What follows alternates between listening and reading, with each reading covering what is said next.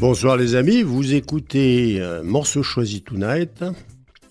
Alors au programme du jour, des textes de Jean-Paul Plantive, auteur notoirement méconnu et improbable.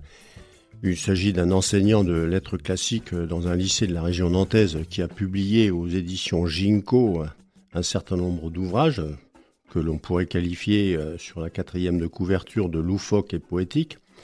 Pas ce qu'on appelle de la grande littérature, mais de la littérature qui fait du bien au cerveau.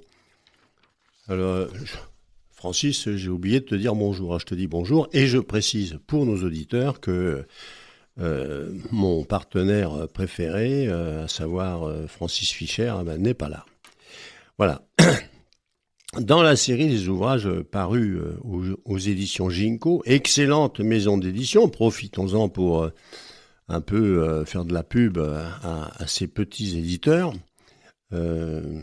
Donc des ouvrages, des almanachs, petit almanach des grands inventeurs improbables et méconnus, petit almanach des plantes improbables et merveilleuses, petit almanach des sports improbables et délaissés, petit almanach des métiers improbables et disparus, et puis le mystère de la chaise percée.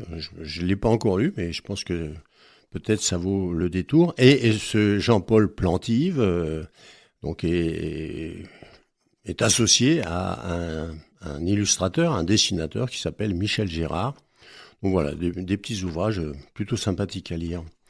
Alors pour ce qui est, bien sûr, du programme musical, il sera varié et distrayant, puisque c'est dans la tonalité du jour, avec son lot de nouveautés.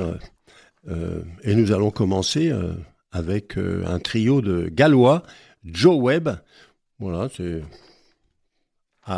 plutôt sympathique. Allez.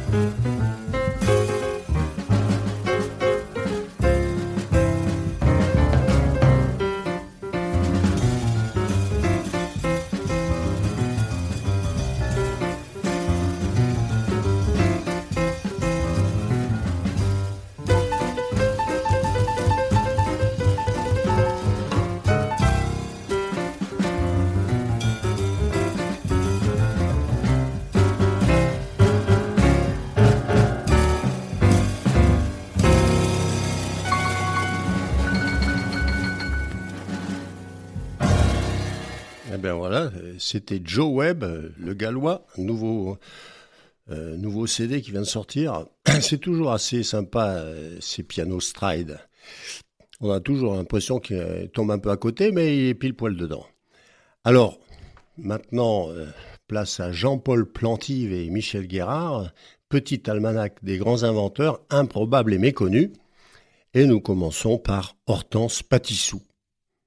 Hortense Patissou, inventeur du paramortem. L'inscription, qui paraphrasait un proverbe latin célèbre, se détachait distinctement, gravée en 2 demi-cercles concentriques sur la médaille dorée. Si vis vitam paramortem. Un soleil rayonnant, censé représenter la force vitale, irradiait à l'intérieur du deuxième cercle. Au revers, 2 motifs se rejoignaient à la base, formant un angle aigu. L'un représentait un épi de blé, ça ne mange pas de pain. L'autre un caducée, en rapport avec la dimension prophylactique, pour ne pas dire apotropaïque de l'objet. En haut, bien sûr, la date si importante pour les acquéreurs, ça s'appelait un paramortem et c'était garanti 10 ans. Une garantie de quoi au juste? C'était là que le génie d'Hortense Patissou, initiatrice du projet, avait donné sa mesure, car le verbe n'avait aucun complément et ne pouvait en avoir. Tout reposait sur une équivoque linguistique. On sait ce que sont les êtres humains, toujours aveuglés par leurs désirs et prenant pour des lanternes les vessies qu'on leur propose. Les lecteurs de l'annonce publicitaire, en fait, le plus souvent des lectrices, car Hortense avait ciblé sa propagande sur des magazines plus aisément qualifiables de féminins que de féministes, les lecteurs donc, quel que soit leur sexe, comprenaient que le préfixe para avait une valeur d'opposition, de protection, comme dans parasol ou paratonnerre. Une notice d'une impeccable ambiguïté les confortait dans leurs sentiments, la garantie achevait de les convaincre et, plus encore, le prix excessivement élevé de la médaille. Il était évident que, à ce prix-là, on achetait quelque chose de précieux, de quoi de plus précieux que des années de vie humaine. Au début, Hortense Patissou avait pensé mettre en petits caractères des exceptions à la garantie, comme dans ces contrats d'assurance où la compagnie s'en tire toujours en vous renvoyant au petit C de l'article second d'une note minuscule en bas de page, mais elle avait rapidement compris qu'elle n'en aurait pas besoin. D'abord, il est rare qu'un mort fasse des réclamations. Ensuite, on envoyait aux héritiers récalcitrants et rapaces un petit cours de langues anciennes. Non, le préfixe para n'avait rien à voir avec la préposition grecque dénotant la protection. Il s'agissait de l'impératif du verbe parare, préparer. Que disait l'inscription? Si tu veux la vie, prépare la mort. Variante du vieux précepte stoïcien que philosopher, c'est apprendre à mourir, etc. Enfin, argument massu, le parabellum, terme analogique qui avait inspiré l'appellation contrôlée, n'a jamais prétendu prémunir contre la guerre puisqu'il s'agit d'une arme on ne peut plus conventionnelle, n'ayant rien de commun avec les armes de dissuasion. Les mécontents, noyés sous les arguties, comprenaient qu'ils avaient affaire à plus fort qu'eux, ils renonçaient au remboursement. C'est ainsi qu'Hortense Patissou, à l'âge de 36 ans, possédait 3 hôtels à Nice, une villa dans le Luberon et un charmant pied-à-terre dans le 8e arrondissement. Elle ne portait pas de paramortem, sa vie luxueuse et trépidante, ne lui laissant guère le loisir de songer à sa propre disparition. Elle connut, outre les bienfaits des langues anciennes, richesse et plaisir à foison, s'en trouva bien, profita du monde tel qu'il est, c'est-à-dire parfaitement immoral, vécut heureuse et eut beaucoup d'amants.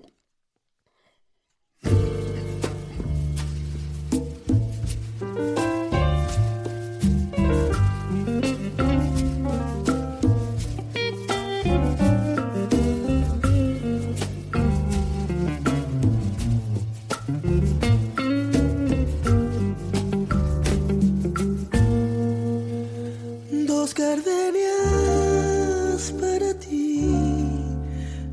veces quiero decir, te quiero, te adoro. Mi vida, ponle toda tu atención, que serán tu corazón y el mío. Dos gardenias para ti, que alegran todo el calor de un beso, de esos besos que te di, que jamás encontrarás en el amor de otro querer. A tu lado vivirá y te hablará como cuando estás conmigo. Hasta creerás que te dirá te quiero. Pero si un atardecer las gardenias de mi amor se mueren,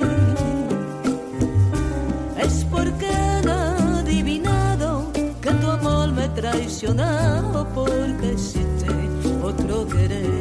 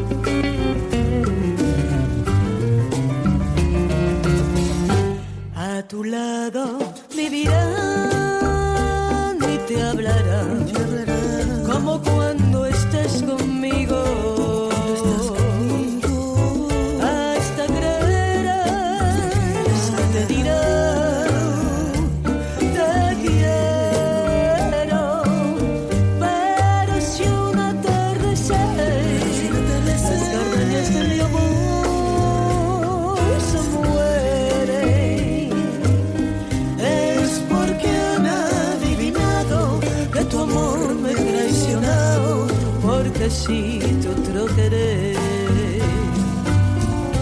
Es porque han adivinado que tu amor me ha traicionado, porque existe otro querer.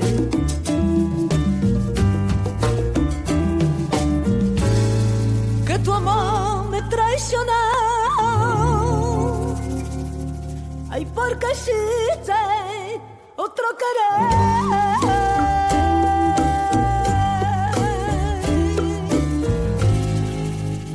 Gardenias para ti.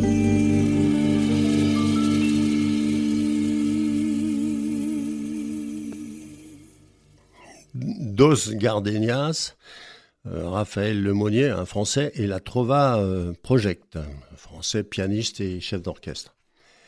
Gabriel Luis Corrales, inventeur du miroir sympathique. De l'invention curieuse de Gabriel Luis Corrales, nous n'avons guère d'autres traces que le journal intime qu'il tint scrupuleusement de 1912 à 1933, et les témoignages incertains de quelques proches et gens de maison. La découverte que crut faire Corrales en 1919, sans pouvoir jamais en apporter la preuve scientifique, fut celle des ondes de désir.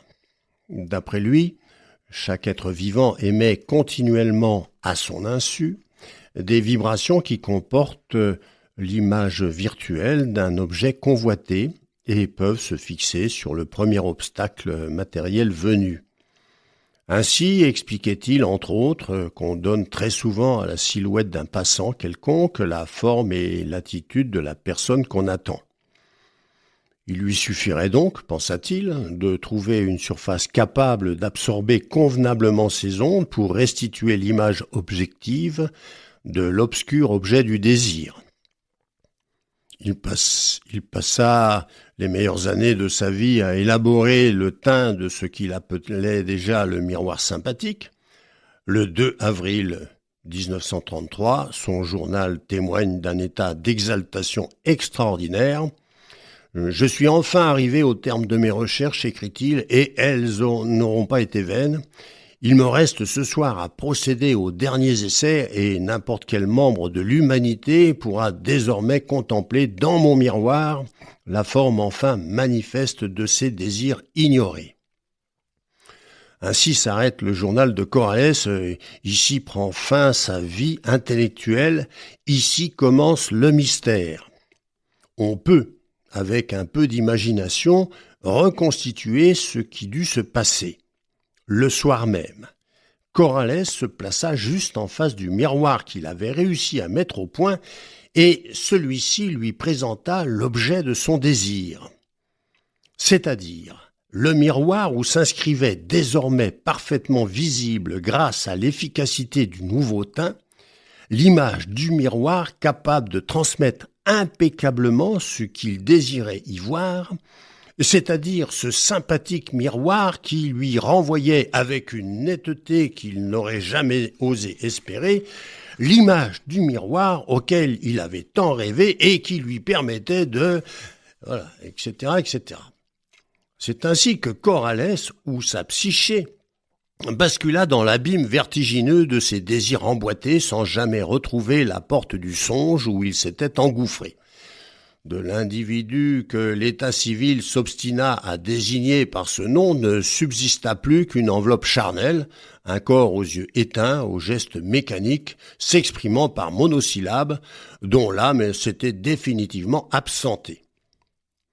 Le médecin qui l'examina, passant devant le miroir, disposé dans la chambre du malade, aperçut une femme assez déshabillée et dans une pose plutôt prometteuse, mais il crut être victime d'une hallucination. Plus tard, le domestique qui époussetait les meubles aperçut distinctement dans la glace une bouteille de vieux Rioja qu'il affectionnait, mais lorsqu'il se retourna pour la prendre, elle avait disparu, et il attribua ce phénomène aux quelques excès de la soirée précédente.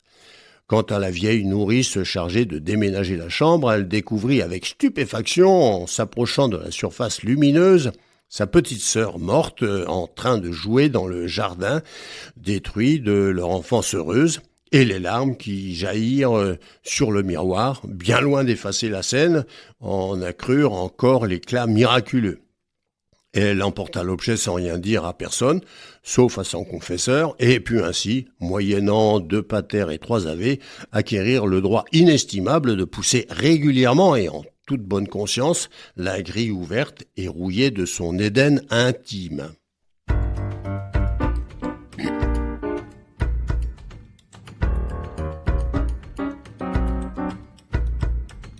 D'où vient donc la pluie qui nous parle, à couler de l'ombre d'en haut?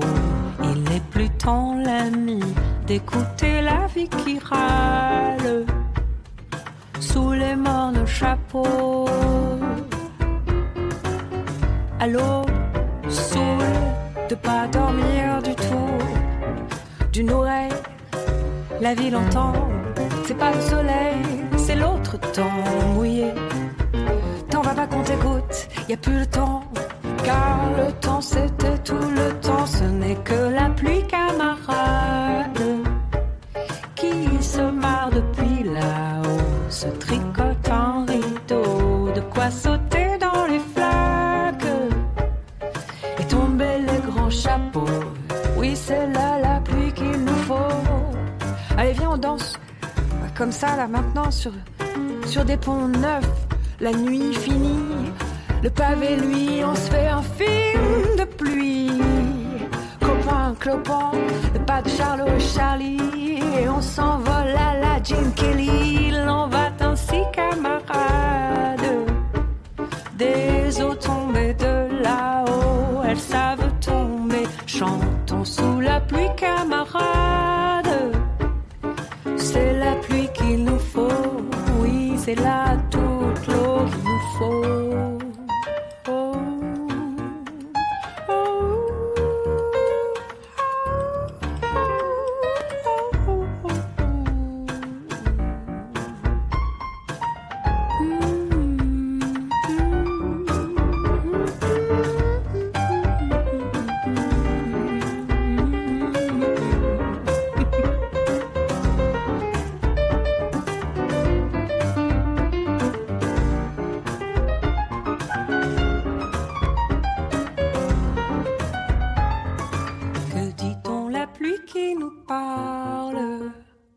Elle coule des ombres d'en haut. Il n'est plus temps, l'ami, d'écouter la vie qui râle. Sous les morts de chapeau, c'est la pluie qu'il nous faut. Alors, au piano, Édouard Ferlet, ça vient de sortir, avec Marion Rampal au chant.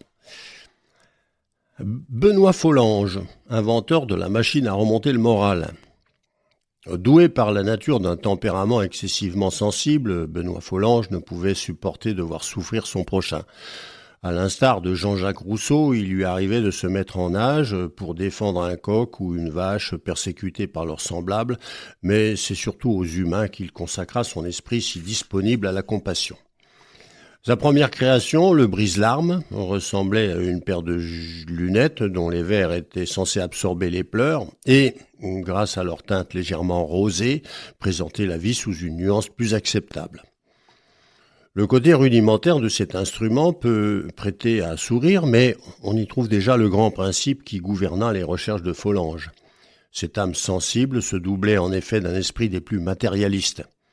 Follange ne crut jamais ni à la psychologie, ni même à la chimie, et s'il chercha toute sa vie à consoler les affligés, ce fut par des moyens purement mécaniques. Sa machine à remonter le moral, 1848, illustre ses convictions. Elle se présentait comme une sorte de cabine où le patient s'enfermait pour des séances qui pouvaient durer entre 40 minutes et 1 heure. Là, il se voyait soumis à un traitement des plus stimulants. Les parois étaient en effet littéralement truffées de différents gadgets qui vous assaillaient de façon totalement inattendue. Des ressorts se débandaient soudain ou décochant un direct en pleine face. Des barres s'abattaient sur vos épaules, une aiguille venait vous piquer les mollets. Des jets d'eau jaillissaient de partout, propulsés avec une force inouïe. Le sol se mettait à tourner à toute vitesse et ainsi de suite, simultanément ou successivement, dans un ordre imprévisible. La personne soumise à ce régime passait par toutes les phases psychologiques, tour à tour étonnée, furieuse, révulsée, résignée, épuisée. Elle ressortait pour finir complètement régénérée, ayant oublié, grâce au traitement tonique qu'elle venait de subir, tous ses soucis préalables. Les séances n'étaient pas plus chères que celles du psychanalyste. Follange avait dû se résigner à les faire payer pour qu'on le prît enfin au sérieux, et beaucoup plus efficace, si l'on en croit les témoignages de l'époque. Paradoxalement, l'efficacité même de cette invention se révéla son plus grand défaut. Les clients, tombant très rapidement dans la dépendance, ne pouvaient bientôt plus se passer de leurs séances quotidiennes. Benoît Follange lui-même en abusa, vers la fin de sa vie, alors qu'il traversait une passe difficile. Ayant connu la douleur de perdre son poisson rouge, un voisin, alerté par le bruit, le retrouva coincé depuis plus de 48 heures dans la machine qui, à la suite d'une panne du dispositif de sécurité, n'avait pas cessé de fonctionner. Quand on le sortit de là, le moral du généreux inventeur était bien entendu au beau fixe, mais malheureusement, il ne survécut pas à ses blessures.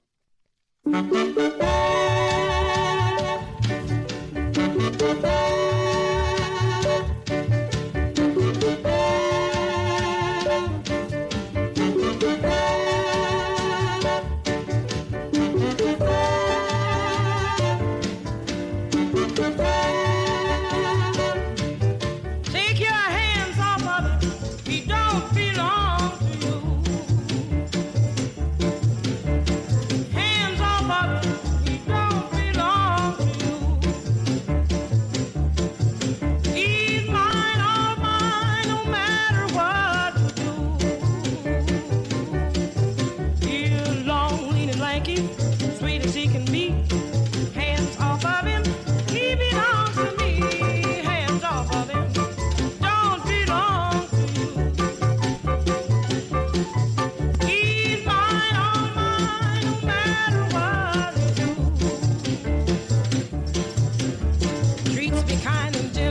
makes me feel so good.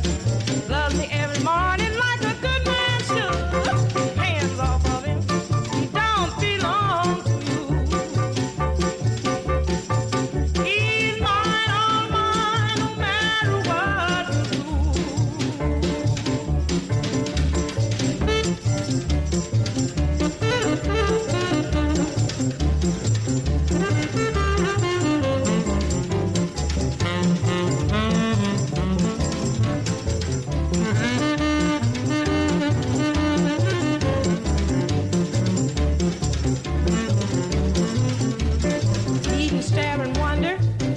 is like.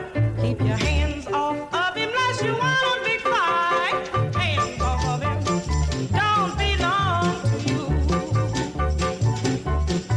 He's mine, all mine, no matter what you do. He'll be mine until the day I die. Now you've heard my story and you know the reason why. Hands off of him, he don't belong to you. He's mine, all mine, no matter what you do. He's mine, all mine, no matter what you do. He's mine, all mine, no matter what you do. Eh ben voilà, c'était Jay McShawn et Priscilla Bowman, Hands Off. Et maintenant, Emily Richardson, inventeur ou inventeuse, je ne sais pas comment on peut dire, du Safe Kiss. L'invention d'Emily Richardson nous replonge dans cette atmosphère puritaine encore très prégnante chez les descendants des presbytériens dans la Nouvelle-Angleterre de la fin du XIXe siècle. Nous sommes en 1884, les découvertes récentes de Pasteur viennent donner une nouvelle caution scientifique à l'austérité des mœurs et le souci prophylactique tourne à l'obsession. On sent tout autour de soi comme une armée invisible et menaçante, des hordes de microbes prêts à se déchaîner au moindre défaut de vigilance. Tout contact physique devient suspect, la peur de la contagion est à son comble. Emily Richardson, dont la rigueur morale n'a d'égal que la prudence sanitaire, craint pour sa famille et en particulier pour ses 3 filles d'âge nubile. C'est alors qu'elle a l'idée de lancer la mode en usant de son prestige social d'un petit morceau de gaz que l'on se fixe autour des lèvres avant d'embrasser son prochain. Le succès passe son espérance. L'objet, d'abord importé en France sous l'appellation d'Hygiastom, se popularisa vite sous le nom original de Safe Kiss. Et son succès fut à la mesure de l'hygiénisme qui triomphait alors. On en fit rapidement, grâce à des versions fantaisistes, un colifichet qui, au même titre que les modesties et autres bouffettes alors à la mode renforçaient encore la séduction féminine, on prit même l'habitude de l'offrir en cadeau de fiançailles, façon discrète d'accorder aux amoureux le droit de pousser l'effusion jusqu'au baiser dans les limites raisonnables. Le déclin du Safe Kiss fut aussi rapide que l'avait été sa fulgurante promotion. Et assez curieusement, il correspond à la diffusion du préservatif. Si l'on observe les statistiques, les 2 courbes se croisent en effet après la Seconde Guerre mondiale. Quant à Madame Richardson, elle était morte depuis longtemps, emportée par une sournoise grippe japonaise dont n'avait pu la protéger, hélas, sa cauteleuse invention.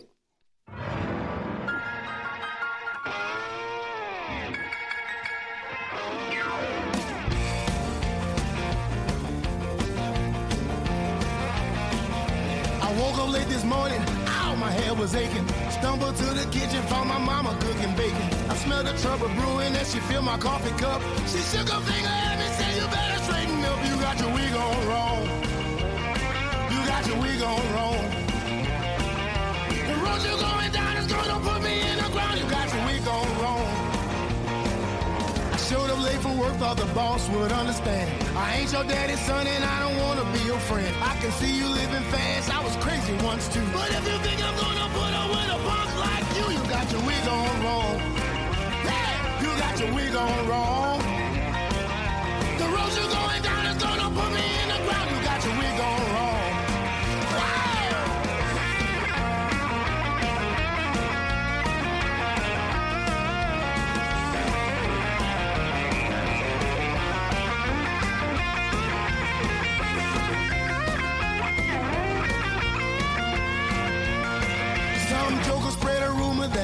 stepping out. Baby, don't believe it, please don't put me out. You're shooting dirty pool, I'm playing fair and square. Why is everybody always getting in my head? You got your wig on wrong. You got your wig on wrong. Believe what I said, I'll snatch it off your head. You got your wig on wrong. You got your wig on wrong. You got your wig on wrong. Believe me what I said, I'll snatch it off your head. You got your wig on wrong. Oh, you got your wig on wrong. Believe me what I said, I'll snatch it off your head. You got your wig on wrong.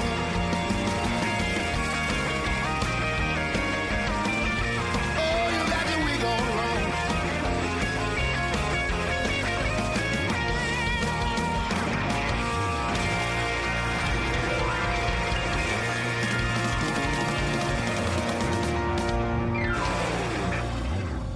Voilà, alors on pourrait croire que ça date d'il y a un siècle, mais pas du tout. C'est Joving Webb, ça vient de sortir, Wig Gone Wrong.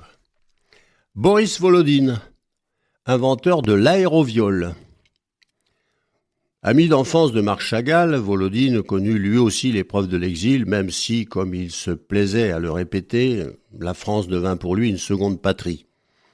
Après quelques années passées à Crémone pour y parfaire ses études musicales, il se fixa définitivement à Paris en 1920. Volodine fut à la fois luthier et improvisateur de génie. La légende veut que lorsqu'il commençait à faire sonner son violon dans les rues de la Gaîté, il ne lui fallait pas 10 minutes pour assembler autour de lui plusieurs centaines de personnes, littéralement sous le charme de son art vigoureux et inspiré. L'aéroviol, qu'il acheva en 1928, se présentait comme un instrument d'une dimension légèrement supérieure à celle d'un alto, muni d'ailes minuscules qui se mouvaient à une fréquence extrêmement élevée sous l'effet de la vibration des cordes. Dès que l'archet se mettait en mouvement, le ventre de la caisse commençait à frémir et ce frémissement gagnait tout le corps de l'interprète, tandis que se développaient les inflexions souples de la mélodie. Puis, au fur et à mesure que le rythme s'accélérait, la machine et son pilote décollaient doucement, portés par la vibration des ailes, et s'élevaient ainsi au-dessus des toits, sous les yeux médusés des spectateurs. La suite dépendait de l'inspiration de l'interprète, alternait de longs vols planés correspondant à de déchirants andante, allegro vivace qui rapprochaient encore le couple des étoiles, pizzicati plein d'allant qui l'envoyait bondir entre les cheminées. L'atterrissage était le résultat d'adagios soigneusement dosés, la mesure se faisait alors plus lente, et Volodine effleurait la terre sur une seule note indéfiniment prolongée. L'inventeur reconnaissait lui-même que les lois physiques ne suffisaient pas à expliquer l'effet magique de sa création. Les ailes peuvent aider à convertir l'inspiration en aspiration, disait-il souvent, mais pour le reste, c'est une affaire de grâce. Ce météore devait connaître, hélas, le destin des étoiles filantes. Un jour, qu'au sommet de son art, il était en train de s'élever au rythme endiablé d'une mazurka dans sa fougue, il rompit une corde. L'appareil se cabra, Volodine perdit la mesure et s'écrasa 25 mètres plus bas au milieu de la foule atterrée. Ainsi périt prématurément un des génies du XXe siècle. Son invention fut détruite en même temps que lui. Il n'avait noté aucune de ses brillantes compositions. L'histoire cruelle apporta ses sanglants divertissements. On l'oublia.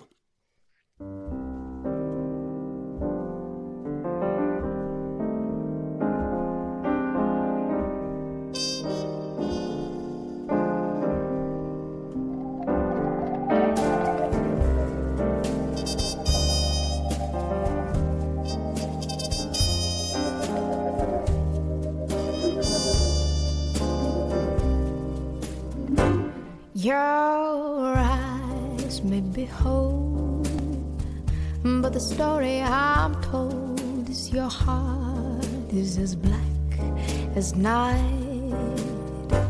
Your lips may be sweet, such that I can't compete, but your heart is as black as night. I don't know why you came along at such a perfect time. But if I let you hang around, I'm bound to lose my mind. 'Cause your hands may be strong, but the feelings are wrong. Your heart is as black as night.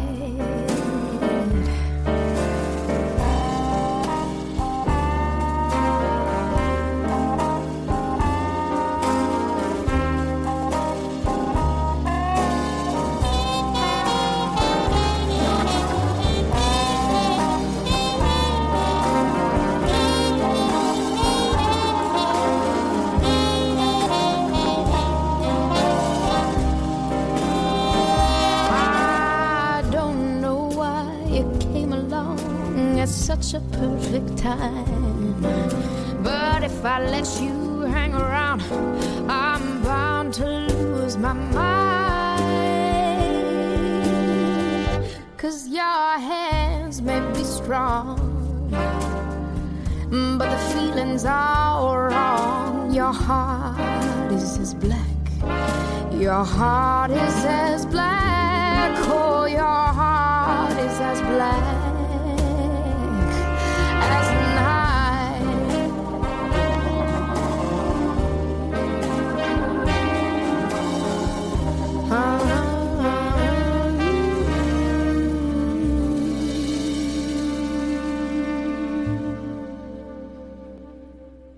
Your heart is as black as night. Mélodie Garbeau. Pas tout neuf, mais ça reste très bon. Apicius, inventeur du pinceau à huîtres. De même que pour les historiens, la récurrence de lois analogues indique la persistance d'un problème de société, de même la répétition régulière d'inventions prétendant régler la même difficulté montre assez clairement qu'elle n'a toujours pas été résolue. Prenons le cas des huîtres. Que d'efforts déployés depuis que le monde existe pour tenter de trouver le moyen efficace d'ouvrir ce coquillage opiniâtre. Bien entendu, les habiles y parviennent avec une simple lame de couteau glissée rapidement dans le défaut latéral de l'armure calcaire. Mais, pour les maladroits, c'est une autre paire de manches, rapidement trempée d'eau salée d'ailleurs. Car si l'on rate la première tentative, l'huître, tel un hérésiarque repenti, se rétracte et, refusant de s'exprimer davantage, oppose à toute investigation, si pointue soit-elle, une fin de non-recevoir des plus hermétiques.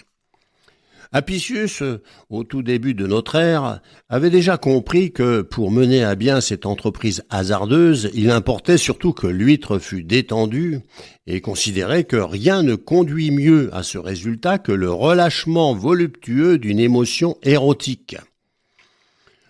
Si quis ostream facile aprire vult, écrit-il, penicillio culum erruche mulseat. Ce que Thomas Arnoux traduit ainsi, au prix d'une légère édulcoration, dans l'édition Budet, si l'on veut ouvrir facilement une huître, que l'on touche légèrement avec un pinceau son extrémité inférieure. Quelques petits manches d'ivoire trouvés par les archéologues auprès de coquilles d'huîtres, notamment dans la villa du Centaure près de Pérouse, semblent attester l'existence de tels instruments au IIe siècle après Jésus-Christ. Le professeur Carcopinuche de l'université Paris 3 a testé l'invention d'Apicius et reconnu son efficacité dans 94% des cas. Pour les huîtres, âgées ou non, qui ne répondraient pas à ce genre de sollicitation, il recommande un moyen certes plus long, mais qu'il juge infaillible, la lecture à mi-voix de l'histoire naturelle de Pline l'Ancien, en latin dans le texte. Il est rare qu'au bout de 2 ou 3 pages, l'huître ne se mette pas à bâiller. Passer une lame entre les deux valves constitue alors un jeu d'enfant.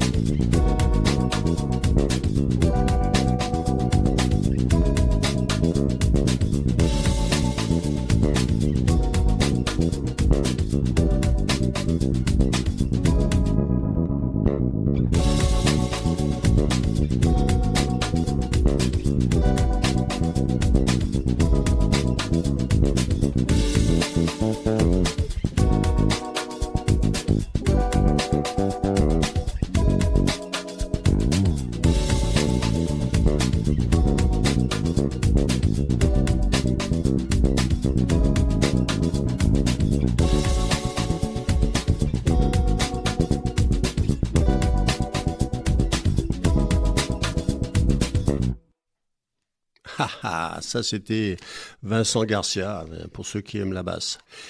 Gaston Mirabel, inventeur du rince-l'œil. Le rince-l'œil, bien oublié aujourd'hui, nous ramène à l'âge d'or du cinéma. Cette époque bénie où le 7e art se popularise sur un air de piano, où les spectateurs pas encore blasés par le déferlement des images quittent éblouis la salle obscure et peinent à réintégrer la réalité monotone. Gaston Mirabel fit partie de ces foules rêveuses, il connut le cafard des rideaux de pluie se refermant sur le monde enchanté, et cette rémanence qui vous fait déambuler dans les rues grises en épousant l'allure de l'acteur qui vient de s'éteindre là-bas sur l'écran désert. L'appareil qu'il inventa n'avait d'autre but que de rendre moins douloureuse cette transition. Un peu à la manière de ces délicieux interludes des débuts de la télévision qui évitaient de franchir trop brutalement la frontière entre deux émissions, le rince-l'œil permettait de se laver le regard et l'esprit de l'univers fictif qu'on avait tant de peine à quitter pour revenir à l'existence quotidienne. Concrètement, il se présentait sous la forme de stéréoscope d'autrefois. Collant les yeux dans les deux ouvertures de la boîte, on faisait défiler avec un effet de relief des scènes légères et distrayantes, paysages charmants habités par de gracieuses personnes qui, par une savante progression, vous ramenaient peu à peu à l'univers familier. Les rince-l'œil connurent un certain succès dans les années 20, faisant la fortune de leur inventeur, mais des concurrents déloyaux firent assaut de frivolité et les nymphes diaphanes des fleuves, les ensorcelantes sylphides des forêts, les passantes urbaines aux fastueux festons, l'emportèrent peu à peu sur le cadre qu'elles étaient censées présenter, si bien que l'expression « se rincer l'œil » finit par devenir elle-même équivoque. L'évolution de la société ne permit guère de pérenniser l'invention. Dans un monde dominé par le petit écran et la grande kermesse publicitaire, nos contemporains n'ont guère le loisir de se rincer l'œil entre deux images. Ou plutôt, ne doit-on pas dire, avec peut-être plus d'exactitude, qu'ils passent aujourd'hui leur temps sous la douche ?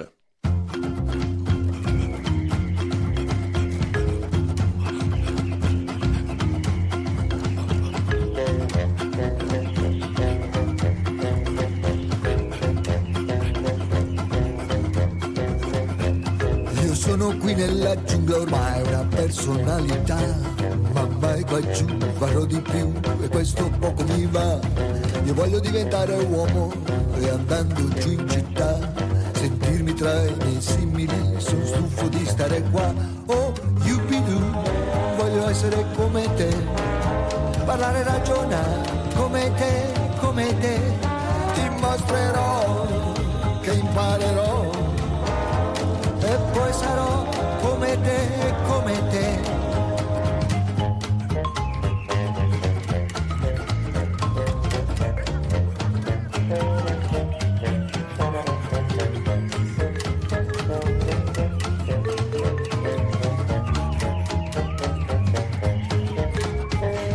Adesso noi abbiamo un patto e tanto insisterò che mi dirai quel che tu sai e il fuoco io farò. E cucciolo d'uomo bada, ora tu parlerai perché dovrò imparare che cosa fare per essere come te. Oh, yubidu, voglio essere come te, parlare e ragionare come te, dimostrerò che imparerò e poi sarò come te, come te.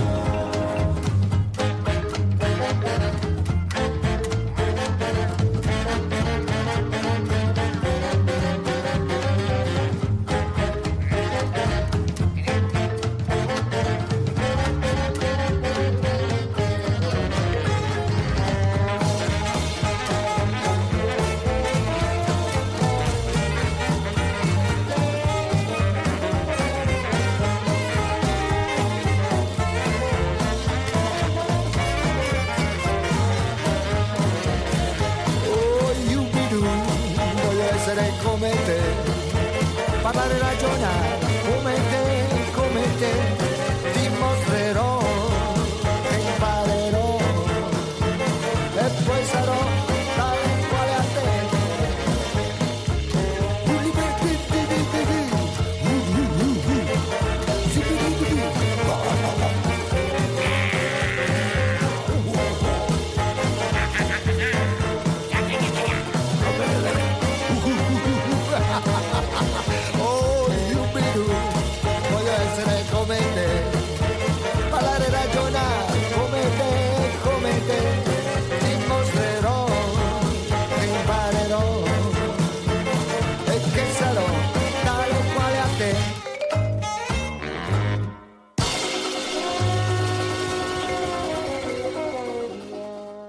Ah oui, c'est enlevé, c'est joyeux, c'est très youpidou.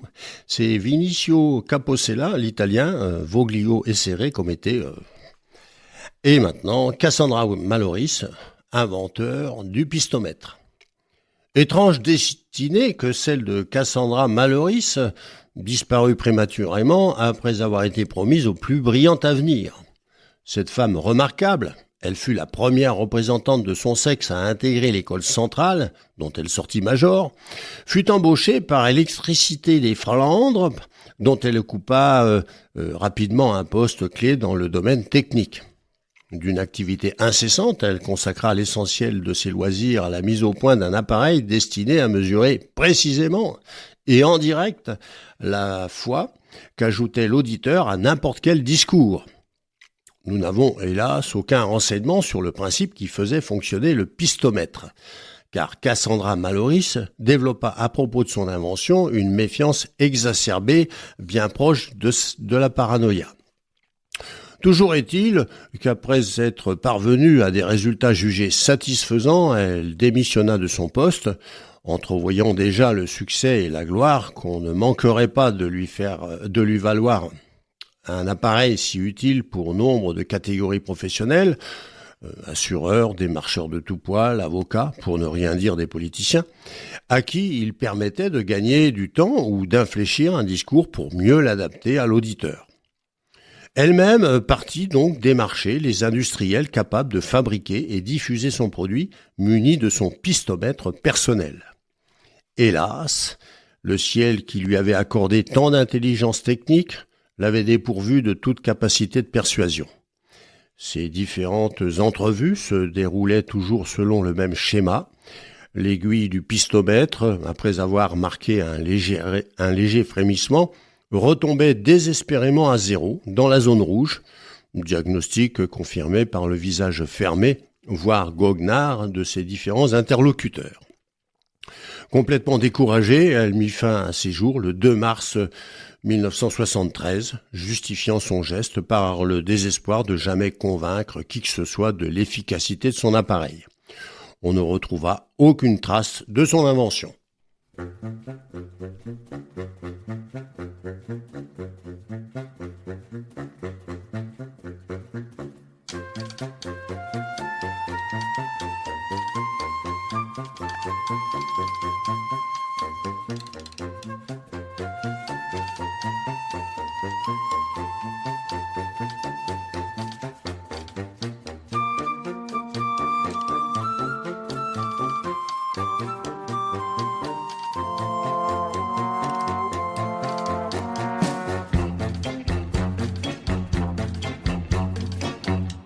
Hip hip hip.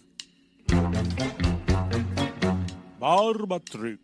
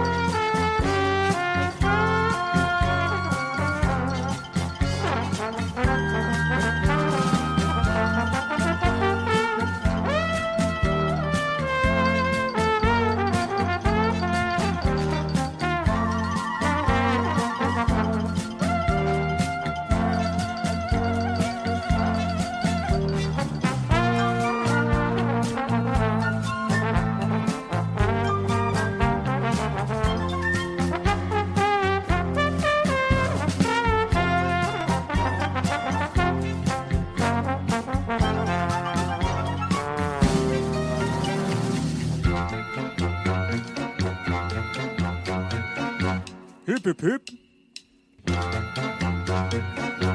Barbatruc.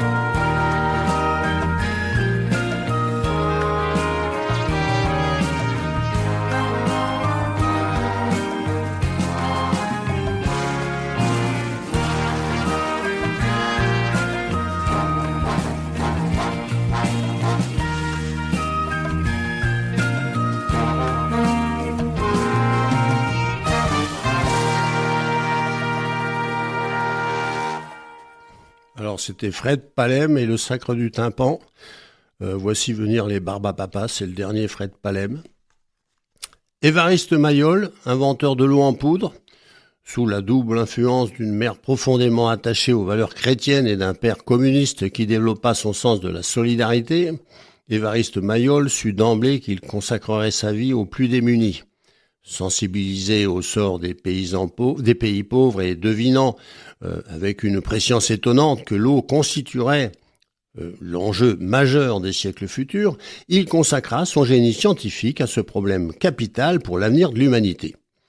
L'idée que je puisse sauver ne serait-ce qu'une seule vie par mon action me bouleverse et m'exalte, déclarait-il dans l'unique interview qu'il ait jamais accordée. Il obtint en 1947 la première bourse de l'UNICEF pour un plan original qui consistait à déshydrater l'eau afin de la faire parvenir en petits sachets de 20 grammes aux peuples les plus affectés par la sécheresse. Il travailla jour et nuit à résoudre les problèmes chimiques infiniment complexes liés à la réalisation de son projet. Le 3 mars 1954, à 4 heures du matin, il parvint enfin à isoler les premiers grains de poudre d'eau. Hélas, aveuglé par sa passion philanthropique, il avait négligé le détail suivant. Pour obtenir à partir d'un sachet de poudre 20 grammes d'eau, il fallait ajouter exactement 2 centilitres du même liquide, ce qui relativisait considérablement l'intérêt de son invention. Il chercha tout le reste de sa vie à résoudre cette difficulté sans jamais y parvenir et mourut d'épuisement et de désespoir au cours de l'été 1976.